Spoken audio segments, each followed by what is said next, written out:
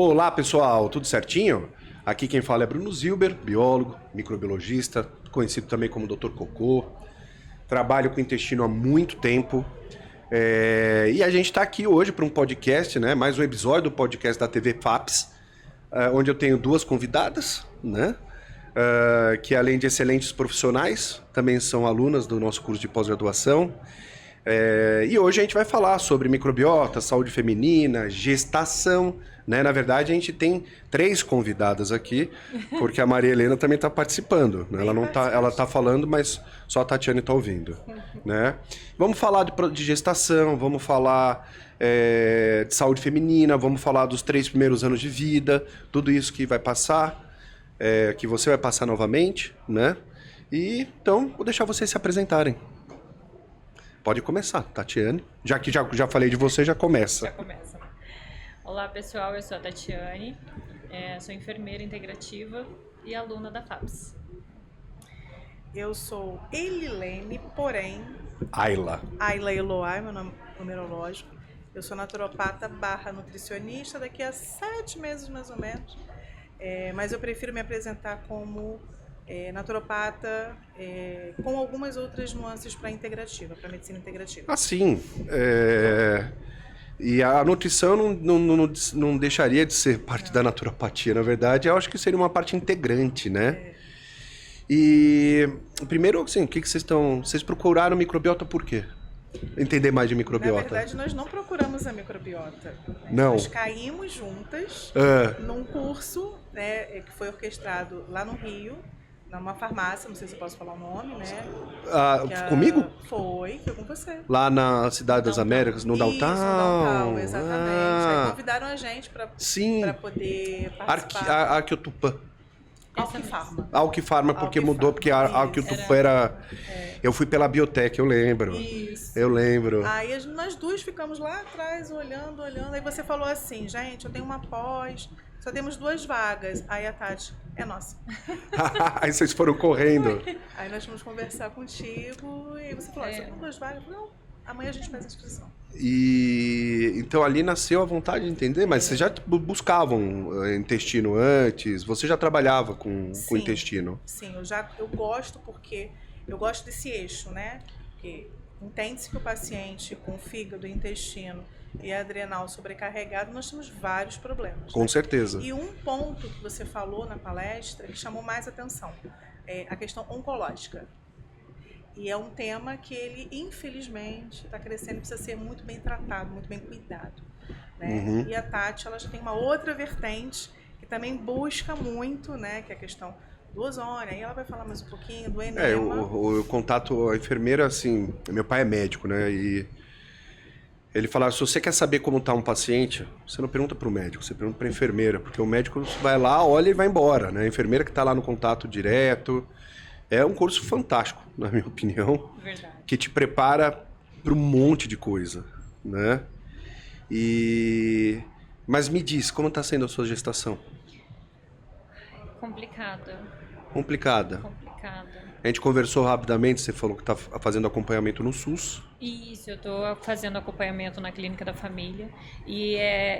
Eu tenho outro filho, né? Eu tive uma primeira gestação, hoje ele tem 8 anos, e foi completamente diferente. Eu tive uma obstetra particular, então são outras vitaminas que ela tinha passado na época, e agora com o SUS é bem limitado, eles não passam, né, todas as vitaminas que a gente trabalha, inclusive, né, com elas.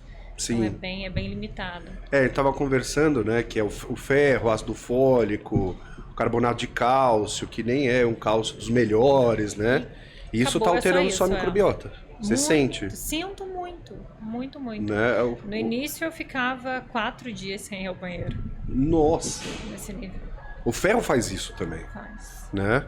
Fora que tem microbiota específica que utiliza ferro como... Porque assim, quando a gente tem a microbiota aeróbica, da boca mais ou menos até o comecinho do jejum, elas usam oxigênio, né? No seu metabolismo, são bactérias aeróbicas. Já quando vai partindo para o anaeróbico, não é mais oxigênio. Ela começa a usar outras fontes de é aceptor de elétrons, na verdade, né, para fazer o seu metabolismo. E ferro é uma delas. Então, você tomando ferro na quantidade que eles mandam e ainda numa dose que talvez seja muito superior do que devia, isso alimenta uma microbiota bem específica. Então, pode dar distensão abdominal, as fezes ficam escuras, e aí você nunca vai saber se é sangramento ou se é só ferro, né? E houve uma outra queixa, né? Porque ela saiu de uma constipação para uma diarreia, para uma dor abdominal. Aí entram outras questões, cansaço e tal. Aí eu falei, Tati, vamos ajustar isso daí. Não tá bacana. Né? E a barriga não crescia. Vocês trabalham sabe? juntas? Sim, sim. Tá. A barriga não crescia, ela não parecia gestante até os 5 meses. Até os 5 meses. Eu só percebi que ela estava gestante realmente, mas é porque eu tô avoado, pessoal. Porque eu tava olhando para elas, não via, eu falei, caramba, né? E o que você fez para ajustar? Alimentação, em primeiro ponto, né? De ácido fólico para metilfolato. Com certeza, com certeza. Tinha que ajustar a inserção do ômega. Com certeza. Poder... Eles não dão ômega no SUS. Não. Eles passam ácido fólico até o 3º mês, sulfato ferroso até o nascimento do bebê. E agora protocolo, a partir da 12ª semana, o carbonato de cálcio, para prevenção de pré-eclâmpsia. Sim. Mas nada voltado para tubo neural. Nada. Entendeu? Meu pai, o ômega entra. E teve mudança do hábito alimentar? Tive bastante. Se adaptou? Bastante. Nessa gestação eu não tive tanta vontade de comer doce. Na primeira eu tinha muita vontade de comer. Era carboidrato e doce. Muito. Então, eu comia praticamente todo dia pizza. Ai, meu Deus do céu. Era pizza. Nessa eu tenho desejo de comer salada. Ah, é? Um prato lindo. É lindo. Sabe que o que a gente come interfere diretamente no leite materno, né? E na composição do leite materno. E quando a minha primeira filha nasceu, a Sâmia, a Karina, ela teve que ficar no hospital porque ela teve encefalopatia raquidiana, né? Então ela fez a RAC, por onde entrou a agulha não fechou, e aí dá aquela dor de cabeça que a pessoa não consegue se mexer. Eu tive. Você teve? Aí você fez o tampão. Na primeira. Você enfrentou a dor de cabeça? Eu enfrentei. Na verdade foi o seguinte, eu tive 2 dores, né? Eu entrei em trabalho de parto do Felipe, fui até os 10 de dilatação final, porém ele estava encaixado errado e não saía de jeito nenhum. E aí eu tive que ir para uma cesárea de emergência, que ele começou a entrar em sofrimento fetal. E aí eu tomei uma dose cavalar, né, de anestesia. É claro. Até porque ele não estava esperando, né? Não, e fiz muita força. Até chegar aos 10 de dilatação, a gente faz muita força. E aí teve ajuda também para tirar. Então, eu fui para casa 3 dias depois. Eu fiquei internada, acho que 3 dias. E quando cheguei em casa, se eu ficasse em pé, eu tinha dor de cabeça. Certo. E aí eu ficava tonta e caía. E aí a médica falou assim, não, você precisa ficar deitada e sem o travesseiro, né? Para voltar o líquido normal. Voltar pra medula. E aí eu falei assim, mas aí eu fico com dor abdominal. E era uma dor absurda na barriga. Mesmo usando cinta e prendendo, doía muito. Ela falou, então, você precisa escolher qual dor você quer sentir. Que bom. Ela não te porque você pode tirar sangue, fazer um tampão com o seu sangue e tampar o furo. Ótimo, estou sabendo disso agora. E você sabe que ela teve que fazer. Então a gente ficou um pouco mais no hospital do que precisava, um dia a mais ou outro. E a gente foi pra casa e ela tava com a Karina tava com um desejo absurdo de comer pizza, né? Mas a Sâmia tinha acabado de nascer. A Sâmia nasceu, ela foi direto pra mama, né? Então pra quem tá ouvindo a gente aqui, saibam que a amamentação é a melhor forma de você colonizar a microbiota nos primeiros 6 meses, né? E a amamentação é exclusiva, né? Agora, para deixar as pessoas mais tranquilas, a gente percebeu que aleitamento materno com fórmula, que a gente chama de alimentação mista, a microbiota fica bem parecida com só leite materno, né? Se for só fórmula, não. Só fórmula, a criança começa a adquirir uma microbiota mais de adulto. E mesmo assim, tudo pode ser revertido na hora que a gente faz a exposição ambiental, né? Mas a Karina queria, e a Samia mamou, não teve problema nenhum. Queria comer pizza. Comeu pizza. Aquela madrugada foi a madrugada que a Samia mais teve cólica, né? Então é uma outra dica. Aquilo que a gente come interfere diretamente. Eu comi uma fatia de pizza e o Felipe chorava absurdamente. Eu não sabia o que fazer. Eu falei assim, o que tá acontecendo? Por que ele tá chorando tanto? E foi no dia seguinte, né? Que eu jantei a pizza. E aí no dia seguinte ele tinha... demora um pouquinho, né? Pra mudar a isso, composição do leite. Isso é importante pra quem tá ouvindo a gente, porque pouca gente entende que o que você come interfere diretamente no leite, e que vai interferir também na motilidade, e nunca mais. Aí até a Samia parar de mamar, eu acho que ela não comeu mais pizza, não me lembro. Por trauma, né? Mas a Chantala funciona muito bem. Eu fazia. A Chantala funciona muito bem. A massaginha também funciona muito bem. Se vocês devem ser muito mais você, então que é naturopata, deve ser 10 vezes melhor do que eu esmagava a Samia, né? Pegava a barriguinha dela assim e ficava... E aí você percebia o alívio do bebê, né? Ele solta os gases, solta um punzinho e melhora, né? Então, e as pessoas esquecem da Chantala. Chantala é um negócio maravilhoso. Uma outra coisa é que 70% das cólicas, quase 80%, 80% das cólicas são naturais. O intestino, ele tá crescendo lá dentro.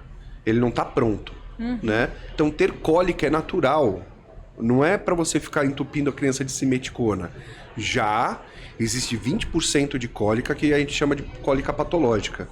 E pouca gente sabe identificar qual é qual, né? Existe uma técnica para isso. Se a criança durante o dia chorar por mais de 3 horas, não 3 horas seguidas, chorou meia hora aqui, 20 minutos aqui, mais de 3 horas somadas, a gente acha que tem alguma coisa errada. Eu sei que é desesperador falar isso pra vocês, né? Mães, né? Porra, mas 3 horas por dia? Né? Mas se chorar menos que isso, é cólica normal, né? E você é mãe? Não, você optou... Optei por ser tia. Por ser tia. Assim, eu acho que não ser mãe ou pai é uma opção. Infelizmente, ela não é respeitada, né? A sociedade fala, como assim, né? Tia é a melhor coisa. Não quer, tem certeza.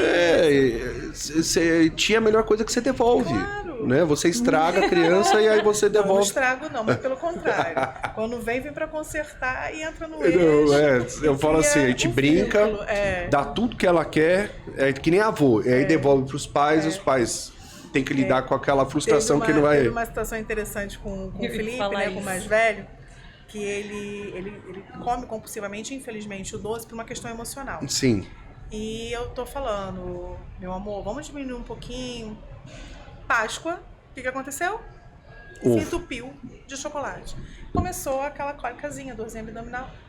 Aí ela vomitou e tal, ela, vou te levar pro hospital. Não, me leva pra clínica da China, me leva pro consultório, eu quero ficar com a China. Aí chegou lá, eu tenho alguns aparelhos de biofísica, a gente colocou, ele apagou, quando acordou, aí ele falou assim, tá bom tia, não tenho mais dor. Eu falei, tudo bem, vamos comer? Eu, não quero ainda, mas daqui a pouco eu vou comer.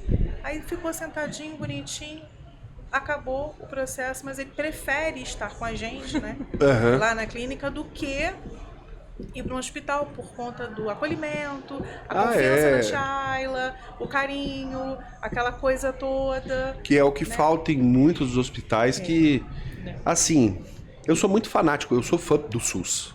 Muita gente vai me criticar, e eu não tô nem aí. O SUS salvou a minha vida, né? Eu tive um broncoespasmo em 2023, a gente chamou a ambulância particular e o SUS, né? E o SUS chegou em 15 minutos, a ambulância particular, quando chegou, já tinha voltado do hospital, né? O paramédico, ele avaliou e falou, ele tem plano de saúde, quer que leva para o hospital público, leva para o hospital particular, o cara falou, ele não vai chegar, ele vai morrer. Não vai chegar no hospital particular. Me levou no SUS e os caras salvaram minha vida. né? Então, assim, eu sou muito fã. O SUS, ele tem vários defeitos. A emergência do SUS é muito boa. É muito É boa. muito boa. Né? Assim, as condições, no caso do pré-natal, é porque eles são limitados, eles não têm Não, dinheiro. é protocolo, Bruno. É protocolo. Também. Eu estou finalizando a faculdade de nutrição, né? E assim, um dos debates com as professoras é exatamente esse. Por que numa gestação já não entra com metilfolato, já não entra, né, com outras possibilidades que vai diminuir algum problema futuro? Vários índices, né? Protocolo. Aí você tem que conversar com a paciente para explicar toda a situação e falar assim, olha, o SUS tem isso daqui a X reais. O outro processo aqui é X vezes 8. Uhum. O que você prefere? Óbvio que a mãe vai optar em quê? Não, eu não quero que meu filho nasça com problema. Claro, eu ela quero vai. meu filho na melhor possibilidade. Claro. Mas nós somos até treinadas a explicar que existe uma diferença de valores e se ela vai optar por outro valor, porque não é só um mês. Você tem que manter o período ali, que é o que eu falei com a Tati. Falei, Tati, vamos manter o metilfolato? Né? Até pro fígado tá legal. Claro, e pro depois, intestino tá legal. depois do nascimento também. Sim. Né, que daí muda por outros protocolos. E eu entendo o que você fala, porque assim, os protocolos eles passaram, são diretrizes. E no hospital público você nunca vai alterar a diretriz. No particular eu diria que é mais difícil, no SUS o pessoal tem um pouquinho mais de flexibilidade. E no SUS, o público, né, que frequenta não é um público, né, de uma renda... Poder aquisitivo mais alto. Sim. Entendeu? Então Então não tem como você comparar um ácido fólico a 15, 17 reais e que o SUS fornece isso. Em algumas clínicas o SUS fornece... Na verdade ele fornece os três. Os três, né? Entendeu? E você ofertar para uma mulher, oferecer um metilfolato que é 200 reais. Que é muito mais caro. Muito claro, mais caro. claro. E também não ter a opção dos injetáveis, né? Seria muito melhor. Eu gosto de injetável porque você passa todo o processo de absorção, você passa todo o processo digestivo Você que não normalmente... tem o problema do gástrico, Exatamente. Né? A gente nunca sabe como é que tá o estômago. Exatamente. E outra, vai direto trato. pro sangue. Isso aí. Você não tem desgaste hepático também, né? Além disso tudo, eu tenho nódulo hepático. Mas é só nódulo, tá tudo bem, né? Não tem... Eu não diria assim que o nódulo... Lógico que você sempre tem que ficar de olho, mas eu não diria que ele atrapalharia muito o seu metabolismo. Talvez na medicina chinesa, sim, né? Mas na convencional, ele tá ali, não faz nada, né? Mas sempre tem que ficar de olho. E sabe que nos primeiros 3 meses de gestação eu indico probiótico. Depois não. Mas eu indico probiótico por quê?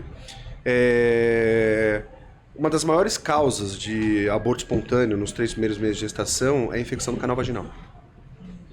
E o probiótico via oral, assim como vaginal, 3 bactérias principalmente, Lactobacillus reuteri, raminosos e crispatos, que pouca gente conhece, mas tem no Brasil. Quando você toma via oral, transloca para o canal vaginal. E você pode colocar direto no canal vaginal. Isso diminui a incidência de infecção vaginal. E Cândida. Cândida, vaginoses, vulvovaginites. E isso faz com que diminua também a chance de aborto espontâneo.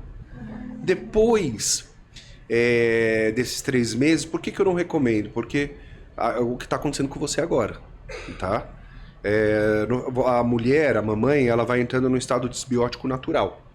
Ela vai selecionando no seu intestino bactérias que vão ser boas para a criança, para o bebê quando ele nasce, né? Principalmente pelo canal vaginal. E isso é interessante porque para a mamãe isso é um quadro desbiótico, mas é um quadro desbiótico natural, que evoluiu para isso, né? Que coisa de 2 ou 3 meses depois que o bebê nasce, você volta ao estado natural. E o que é interessante é que essas bactérias para o bebê é bom, mas para a mamãe não. Então a mamãe, é muito louco isso, porque a mamãe entra num estado, não é um estado de doença, até porque o corpo ele já está adaptado a isso, mas ela sacrifica a sua microbiota para fazer uma microbiota boa para o bebê. Isso é inacreditável. Não, o nosso organismo é fantástico. Essa adaptação. Mas eu estava falando do SUS porque eu acho que assim, eu acho os enfermeiros do SUS, os técnicos do SUS, até mesmo os médicos do SUS muito mais humanos e muito mais carinhosos do que de hospital particular. E a gente também tem que pensar outra coisa. O SUS gasta e o governo paga. O hospital particular, o hospital gasta e eles mesmos pagam. Então assim, eles evitam fazer determinados exames, eles evitam fazer determinadas biópsias, Porque quanto menos eles gastarem, mais Melhor. lucro. Para o SUS, não. E tem a Né? pressão, né? A pressão claro. de ter o controle. Então o profissional acaba não conseguindo fazer o que é necessário fazer. A investigação correta. Não, com certeza. Não é tão amplo assim. Eu sou fanático pelo SUS. Quem critica duramente o SUS, eu acho que nunca precisou do SUS. Né? E no fundo, todo mundo precisa. Porque se houver um acidente na rua, não leva para o hospital particular. Vai para o SUS. SUS direto e depois faz a remoção. Exatamente. Né? Essa é regra, se eu não me engano. Isso aí, né? Isso é regra. Mas o que você alterou na dieta? Você fez a dieta para ela? Eu cortei bastante carboidrato, açúcar principalmente, porque me deu uma cândida até no... Então você teve uma vaginal. Sim. Foi. Sim. Foi até, acho que tem pouco tempo, né? Eu entrei com... Fluconazol? Não, esqueci o nome. A pomada vaginal. A Sim. mente tá uma delícia, gente. A Bom, gravidez você tá ótimo. com um cérebro dentro de você consumindo um cérebro que é seu. E aí entrei com a pomada vaginal. A princípio passou. Eu não tive coceira. Mas não entrou tive com nada, foi uma só- pomada antifúngica. Sim. Nistatina? Eu acho que é. Eu acho que é nistatina. É.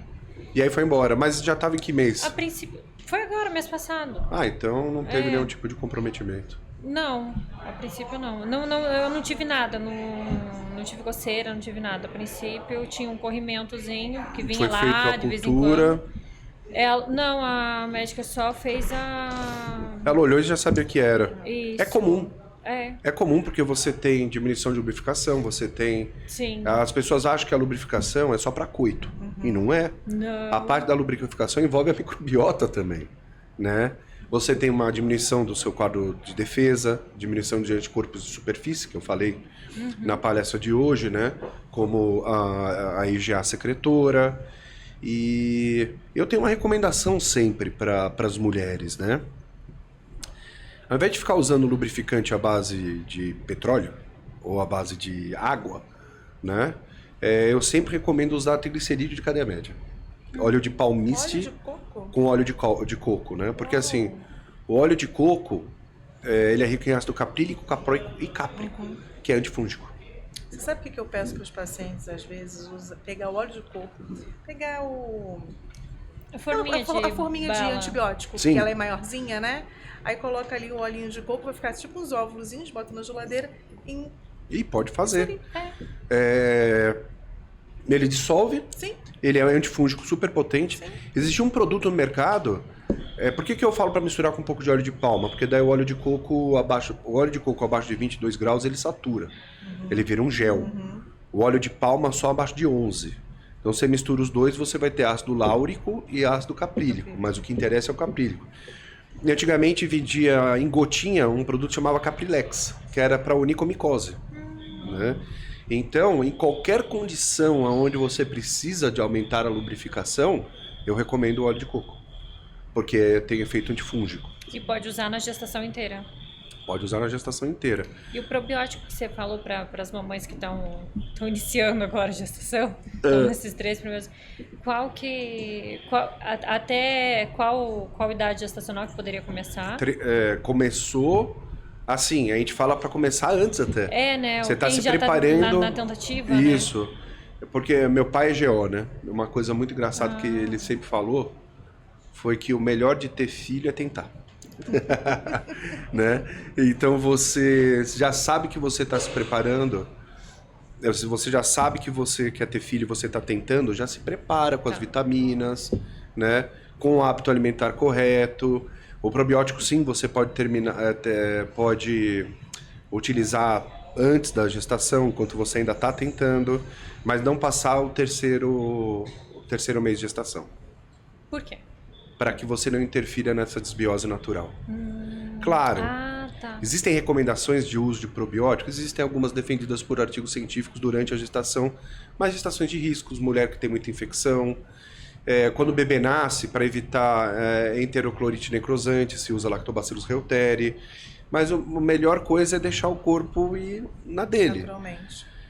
Se for colocar no canal vaginal, eu não recomendo óvulo. Não recomendo óvulo, porque primeiro a estabilidade do probiótico no óvulo é muito baixa. E segundo, que o óvulo derrete, você tem um escape. Aí tem que ficar andando com absorvente, né? Então eu recomendo sempre cápsula de tapioca. Porque a cápsula de tapioca, ela pode ser vaginal e ela, quando ela dissolve, normalmente parte daquilo vai ser utilizado pelas próprias bactérias, né? É carboidrato. É, carboidrato. E o que não é uma goma, né? Sim. O que não pode é se empolgar, né? Porque, bom, você tem muita mulher sem noção, muito homem sem noção, e coloca o óvulo, vai fazer sexo. Não tem muito problema com o óvulo. Agora, com a cápsula de tapioca tem, porque pode lesionar o colo do útero, Sim, né? é mais rígido. Que é precioso. O colo do útero é uma parte do útero do lado de fora, né?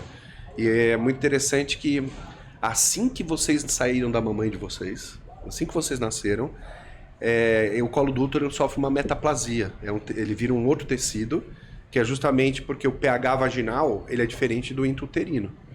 Então, para proteção, o tecido do colo vira... Metaplasia é quando um tecido conhecido vira outro tecido conhecido. Neoplasia é quando um tecido conhecido vira um outro tecido desconhecido, que é a base para um tumor, para o câncer e tudo mais. A gente tem metaplasias que são boas e tem metaplasias que são ruins, né? Então, também para não interferir muito nessa metaplasia, no caso de meninas também, tomar um pouco cuidado com o uso de probiótico, né? De qualquer forma, eu não recomendo depois de 3 meses, a não ser que tenha algumas por exemplo, distensão abdominal severa, uma desbiose severa. Às vezes, a mãe ela pode estar com obesidade, então para a gente tentar reverter um pouco essa desbiose da obesidade. Durante a gestação de mulheres com obesidade, a gente não deve fazer regime. Não deve fazer dieta. Como que eu vou fazer uma dieta? Ela está gerando bebê. Mudança de hábito alimentar. A gente tem que fazer uma mudança de hábito alimentar e não Inserção de bons alimentos. de bons alimentos e não A retirada. não restringir. A restrição até seria benéfica de alimentos que não são alimentos. Sim. Com certeza. Ultraprocessados, Que conservantes, parece que vai vocês, embora. durante a gestação, é o que mais que vocês querem, né? Porque parece que fala. ferve, né? Chocolate, doce, balas. Nós não temos mais chocolate, né, Bruno? Não, isso Nós aí. temos gordura hidrogenada tipo chocolate. Então, quer comer chocolate? Tem 2 marcas maravilhosas que a gente não vai dar merchan. Tem chocolate, que não são brasileiras. São chocolate. Agora, aqui, infelizmente, não temos mais. Não é gordura hidrogenada. Não tem chocolate, não tem café. Não, O que a gente tipo tem- café. É tipo café, é um resíduo É um aí. resíduo, café misturado com um monte de porcaria. E quando a gente Então, come, a gente sente a diferença de sim, chocolate de verdade, é né? absurda a diferença. Aí você tem realmente relaxamento. Até o bromina do cacau. Tem o cacau, mas não é assim. Então, a dieta não é tão restritiva, é uma dieta adaptativa. Você vai adaptar bons alimentos. Eu vou comer o quê? Comida. Comida de Exatamente. Comida de verdade. Porque muitos pensam que durante a gestação a gente tem que emagrecer, Não. né? E isso é um dos maiores erros que você pode fazer para o desenvolvimento do feto. O que a gente faz é exatamente isso, é entrar com um hábito alimentar saudável para que essa microbiota seja trocada. Porque, infelizmente, crianças que nascem de mamãe com obesidade, seja parto normal ou parto cesárea, que a mamãe não tratou o hábito alimentar durante a gestação, essa criança nasce com uma diversidade muito reduzida, né? Ela desenvolve uma baixa diversidade da microbiota, além de começar a desenvolver uma microbiota de adulto, né? Mais bacteroidetes. E isso a gente sabe primeiro, que faz com que a criança produza muito butirato. Se produz muito butirato, e butirato é fonte de energia. É ácido graxo de cadeia curta, fonte de energia. Se ela produz muito butirato, ela está captando muita energia dessa microbiota. E se ela não usa essa energia, obesidade. A energia a gente não joga fora. Toda a energia que a gente cria, ou a gente vai utilizar no nosso metabolismo, ou acumula na forma de gordura. Então, um perfil muito comum de microbiota de crianças que nasceram de mãe com obesidade é essa microbiota, que aumenta muito o harvesting energético, a colheita energética do processo digestivo. Por isso, a importância de fazer a alteração do hábito alimentar durante a gestação, né? Isso tem que ser feito de uma forma acompanhada, nutricionistas, naturopatas, né? E o que mais me preocupa realmente, de tudo que eu já estudei sobre microbiota, são crianças Obesas. e de filhas de mãe com obesidade que não trataram essa microbiota durante a gestação. E tratar não é restringir, tratar não é dieta, é colocar coisa, mudança de hábito alimentar. Ensinar a se alimentar. Ensinar a comer, né? Exatamente. Aprender a comer. É um prato bonito, colorido, com diversas situações, um pouco de amargo, um pouco de doce, um pouco de salgado, né? E vai compondo aquilo ali. E foi o que a Tati fez de um tempinho pra cá, né? E aí você sente... Eu acho que do né? início da gestação, porque eu passei muito mal nessa gestação. Nessa agora. Nessa agora. Do primeiro, não. Do primeiro, O Felipe, né? Felipe. Não, foi tranquilo. Foi super tranquilo. Até do Felipe, eu engordei, eu acho que uns 15 quilos, se eu não me engano, Nossa! nessa primeira gestação. Pizza todo dia? Praticamente isso. Toda terça-feira tinha pizza em dobro lá no condomínio. Então, comida. Então, o pai do Felipe viajava, porque ele tinha uma alimentação muito regradinha. Ele comia muito bonitinho. O pai? O pai. Eu é que não era muito regrada. E ele viajava e eu comprava 2 pizzas. Toda terça-feira ele vinha para São Paulo, né, pro escritório. E eu comprava 2 pizzas, que era pizza em dobro. E eu ainda comia bala. Então, assim, eu me afogava E a sua gestação foi numa boa? Foi numa boa. E nessa agora não, nessa agora eu passei muito mal. Então eu não tinha vontade de comer ultraprocessado. Do Felipe, no início, eu só conseguia comer pão com ovo. Eu comia cachorro quente, eu adorava. Nossa, mas eu não comia todo dia, né? Eu queria eu muito sou suspeito, comer pão de cachorro quente, mas eu comia o pão com ovo e eu tinha que colocar maionese e ketchup. Só vai piorando, né? Só No vai piorando. sentido. Então, assim, essa foi a minha alimentação durante os 3 primeiros meses, que são aqueles meses que a gente fica mais enjoada, depois né, melhora. Sim. Depois que melhorou, aí eu sempre cozinhei, então eu gosto de cozinhar. Então eu mesmo fazia a minha própria comida. A parte do ultraprocessado era na terça-feira da pizza. Nossa, você mandava ver as 2 Hoje já é um pizzas. pouquinho diferente. Eu comia uma né? na terça e outra na quarta. Hoje com a Maria já é um pouquinho diferente. Muito Sim, diferente. Quando ela recomendação fica... da Ayla. Não é a recomendação da Ayla, é o olhar da Ayla. É. Aí quando ela tá, eu falei assim, eu não vou nem olhar, não quero ver. Então de tanto cobrar, ela começou a ir para um caminho e isso foi benéfico. Porque até o cabelo parou de cair. Caramba. Você vê que ela tem uma pele, Sim, né, verdade. um viço diferente. Verdade. Ela tá falando que tá com um pouco de falta de memória, mas é porque a gente tá cansado. Mas ela tem uma rotina de trabalho muito boa. Vocês moram perto de onde vocês trabalham? Ela mora mais perto. Porque vocês moram no Rio. No Rio. Morar no Rio já é um estresse. É. Eu sou paulistano, não tenho nada contra o Rio, a gente fala, mas que ultimamente O Rio tá pra forte, né? Vamos dizer é assim. muito forte, O na Rio tá verdade. pra gente muito resistente. É trânsito, é assalto, enfim, Segurança, uma é série de tudo. situações. Mas São Paulo não é diferente, mas é periférico. Então aqui você, em São Paulo, isso eu ouvi uma vez o Yuka, falecido, né, que era baterista do Rapa, se eu não me engano, que sofreu um acidente, um assalto, né? Ele ficou paralítico e aí acho que ele faleceu há pouco tempo, não sei. E ele falava assim, em São Paulo, você consegue sair da sua casa para o seu trabalho sem ver favela. No Rio é impossível. No Rio é impossível. Então, e esse estresse também impacta em vocês. Impacta na microbiota. Vocês moram onde lá? Eu na Tijuca, ela na Barra. Então, Pra você tá um pouquinho mais longe, né? Não, pra ela tá mais perto. Não, tô falando... Ela tá um pouco... a Barra é Zona Sul, né? Não. Não. Não? Barra é onde você foi, no downtown? Sim, ali na Zona Sul? Não, ainda são mais. Ali é Zona Oeste? Ali é outro rio, né? Não, Ali na verdade, a Zona Sul é um rio e o restante. Entendeu? Não, Zona o Rio- Sul e o restante. O Rio é maravilhoso, toda a região serrana é maravilhosa também, né? praias são muito boas. A Floresta da Tijuca, ela é um patrimônio mundial, né? Então, assim, coisas que aqui em São Paulo, se eu for Não comparar tem. alguma coisa, é a Serra da Mantiqueira e é longe. Sabe E o que longe, às vezes a gente prescreve? Fala a gente porque realmente aqui é uma parceria, tá? Quando a gente vê que o paciente está muito estressado, Falei assim, olha, coisa de maluco, tá? Mas abraça uma árvore. Com certeza. Bota o pé no chão, vai pegar sol. Faz o grounding. E no Rio nós temos essa possibilidade. E, assim, temos muitos problemas, mas nós temos um rio lindo. Então, essa possibilidade do aterramento, nós temos um aparelho lá no consultório que imita o aterramento. Sério? Sério. E ele fica aterrado. Ele fica aterrado mesmo. A pessoa fica totalmente relaxada com aquele aparelho. Tem como a gente fazer a medição disso. Então, a gente consegue medir o nível de estresse da pessoa antes e o nível de estresse depois. Tinha um equipamento chamava tilt test, mas não deve ser esse. Não. E a gente consegue ver. E assim, o que eu falo para todo mundo, não é justo você ficar presa a um aparelho. Nós estamos aqui para servir, mas não é justo. Então, o que é justo? Choveu? Vai tomar banho de chuva, sabe? Vai abraçar uma árvore. Final de semana, vai pra praia. Vai fazer um piquenique, vai a gente botar tem a essa bunda, possibilidade lá. a grama. Vocês é têm... necessário. E isso para microbiota é surreal. A gente sabe, por exemplo, que crianças criadas em ambiente mais bucólico, mais rural, desenvolvem uma microbiota muito melhor do que uma criança de ambiente urbano. Isso está diretamente relacionado a problemas comportamentais e asma também. E lá vocês têm esse contato, porque o próprio mar é natureza, né?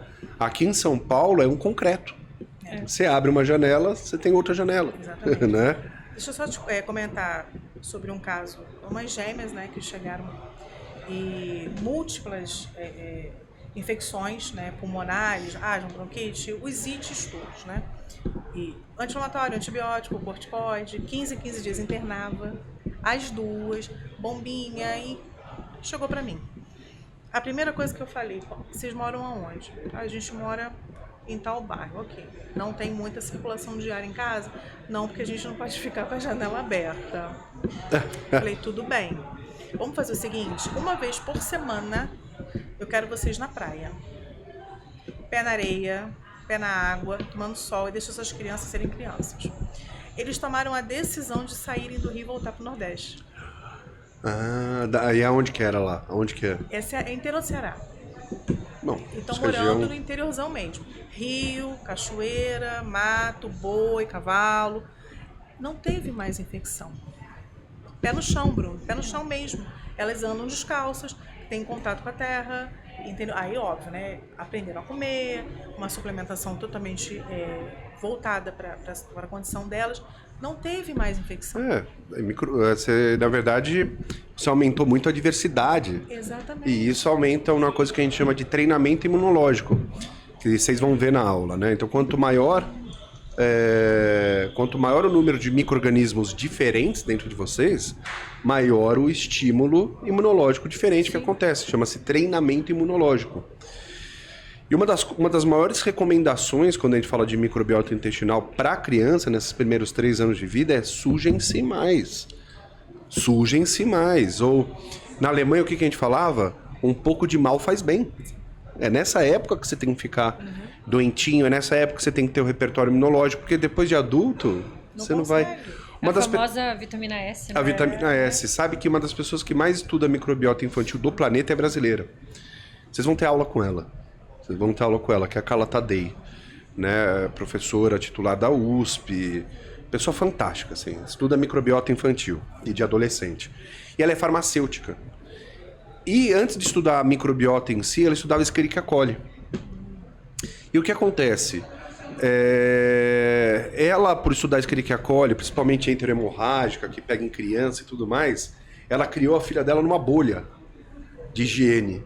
E hoje, quando ela dá aula, ela fala assim, olha, eu criei minha filha numa bolha de higiene, minha filha é cheia de alergia e foi tudo culpa minha. Sim. Né? Então, ela que estuda microbiota infantil assume que fez isso com a filha e que realmente essas alergias estão relacionadas a essa falta de diversidade, que é uma coisa muito comum. Pele e intestino, né, Bruno? Pele, intestino é pele. Exatamente. Né? A gente quer saber se o intestino tá bom, olha pra pele. Olha pra pele. Dermatite, os ites também, a gente sabe todas, que o intestino né? não tá legal. E isso é interessante porque, assim, a microbiota da pele interfere muito menos na pele do que a microbiota do intestino interfere na pele, né? E as pessoas não sabem que intestino é pele, que é tecido epitelial, né? E concordo contigo. A minha pele não tá boa, mas é porque eu também tô passando por algumas situações que tá... E intestino também é emoção? Total. Entendeu? Total, a gente tem...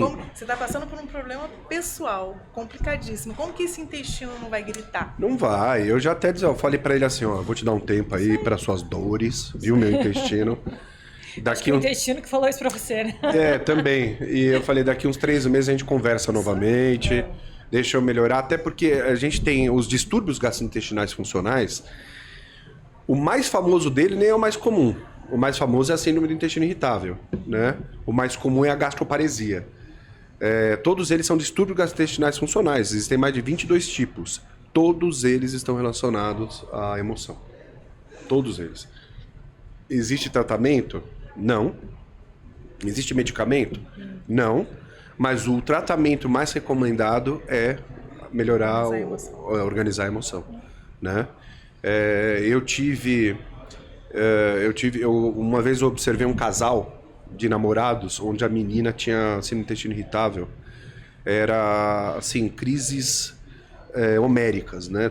Diarreia, urgência evacuatória, dor abdominal, distensão abdominal, hipersensibilidade visceral. E eles namoraram por 8 anos, até que ela separou. Eles se separaram, a síndrome do intestino irritável dela foi embora. Foi o que eu imaginei. Qual era o problema? Eu era o namorado. Foi bom pros Contou dois? isso, né? Lá em Granada, não. Eu falei isso lá? Falou. E eu reafirmo, né? Eu era o problema. Eu não quis admitir depois. Você melhorou? Não, melhorei tudo. Eu falei, não é possível que eu era o seu problema. Ela falou, era, tá vendo? E é assim, às vezes é incompatibilidade mesmo. Você tem que saber quando chega a hora, né? É conversar isso com a pessoa, que aquilo ali tá causando esse tipo de falar, problema. olha, isso aí era... E eu não queria admitir, eu já estudava isso na época, mas eu não queria admitir que o problema podia ser o emocional, né? Porque eu não queria separar e tudo mais. E foi o que aconteceu. Então, assim, o intestino é emoção pura. Da boca ao reto, é emoção pura. Não, eu me estressar, é diarreia na certa. Isso não deixa de ser um tipo de síndrome do intestino irritável diarreica, né? Leve, que não te dá dor visceral nem nada disso, mas a gente não fica ansioso e vomita? E o frio na barriga? Frio na barriga, não, né? Eu fico ansiosa, me dá refluxo e o estresse me dá diarreia. Mas é uma dor. Então você tem provavelmente um princípio de síndrome do intestino irritável. E a gente fala assim que o intestino fala, né? Gut talks. Mas ninguém ouve. Né? E uma outra coisa antes de terminar, porque o nosso tempo também está acabando, é tomar muito cuidado com o excesso de proteína animal durante a gestação. É bom, é importante para o desenvolvimento fetal. O ideal é sempre colocar proteína de alto valor biológico, né? Mas o excesso, principalmente de carne vermelha, pode causar flutuação estrogênica. Né? Vocês ainda não tiveram isso, mas vou ter, que é o estroboloma. Né? A fermentação proteica, o metabolismo bacteriano proteico excessivo produz uma enzima chamada beta-glucuronidase. E o estrógeno conjugado, que você tem que eliminar pelas fezes, ele acaba sofrendo desconjugação. E você recapta esse estrógeno, então você fica com uma sobrecarga estrogênica. E isso, obviamente, durante a gestação pode não ser muito bom. Tá? E quais são as causas quando faz esse aumento dessa carga? Primeiro, problema hepático, né? Isso hoje a gente não estuda muito na gestação. A gente estuda isso muito no síndrome do ovário policístico, câncer de mama, mas principalmente na endometriose, né? Que estaria muito relacionado com o estroboloma. Tanto que hoje tem até indicação de uso de antibiótico para endometriose. Né? E a retirada quase que total da carne vermelha. E a retirada praticamente para endometriose. Tudo isso relacionado com o estroboloma. Vocês vão ter aula com uma especialista nisso, né? Médica. E é isso. Na verdade, a gente está chegando no final. Se vocês quiserem passar o contato de vocês, vocês podem. O pessoal, não sei, do Instagram de vocês, se vocês quiserem falar, @ o seu é qual? O meu é tati.rafa. E nós temos o do espaço, né? Sim, por espaço favor. integrativo. Essentear. Essentear espaço. Essenciar espaço, então, Sentir pessoal, espaço. vai lá prestigiar, né? Tem muita coisa legal. É ali, eu tô olhando pro errado, é ali. É pra secar. Vocês olharam pro mesmo, eu olhei, né? Tá só o nosso querido técnico falando assim, ai meu Deus do céu, eu falei tantas vezes que era aquele ali, né? Vai lá prestigiar, pessoal, vai aprender mais sobre naturopatia. A medicina convencional ela é extremamente limitada, tá? Ela não é uma verdade absoluta. Quando a gente leva a medicina convencional como verdade absoluta é onde aparecem realmente os problemas. Tenha uma mente aberta, tá? Porque a mente fechada só vai te trazer mais problema. A medicina ocidental é isso que a gente conhece por aqui. E tem muitas outras medicinas que tem que ser levadas em consideração, inclusive praticadas, né? Então, A chinesa, como exemplo, há 6.000 anos antes de Cristo. 6.000 anos antes de Cristo, o pessoal critica a medicina chinesa e não percebe que ali tem 1 bilhão e 300 milhões de pessoas. Então quer dizer que funciona. Porque senão morreria todo mundo. Pois é. Né? Gosto muito, quando a gente fala, por exemplo, de medicinas tradicionais, a gente nunca pode esquecer a Ayurveda. Não. Né? O primeiro a usar probiótico. Eles tinham um tipo de leite fermentado chamado Takra, que era probiótico, né? Então, quando a gente vê os registros de uso de probiótico, a Ayurveda é a primeira delas. Eu acho fantástico. Massagem da Ayurveda, que é dolorida, mas parece que os caras descobrem... Dói. Quase muito próximo ao miofisial. Exato, Ela mas vai assim, interessante que ela chega, vai apertando e fala assim, tá com problema financeiro? Né? Aí vai apertando, algum outro problema de relacionamento, então eles vão relacionando a energia. E é fantástico, né? Cada órgão é uma emoção, cada órgão fala sobre um processo, né? Os meus, eles não estão se comunicando, eles estão brigando. 3 meses. 3 meses, deixa eles. É o tempo. Folga. É o tempo. Pessoal, muito obrigado. Imagina, né? nós Obrigada agradecemos. Muito obrigado, foi um prazer ter vocês, é uma honra ter vocês como alunas, né? A gente tem que A honra é nossa. a gente tem que interagir mais ali, mas vai chegar o momento. Obrigado a vocês que nos assistiram naquela câmera. Né? E a gente vai chegando no final. Eu tenho Instagram, @BrunoZilber, sou conhecido como Dr. Cocô. Quer seguir, segue, não quer seguir, não segue. Eu não sou muito de seguidores, muito fã de seguidores, porque eu acho que isso traz uma responsabilidade muito grande pro que você fala. E é isso, pessoal. Aguardando. Até a próxima aí, num próximo podcast da TV FAPS. Até mais.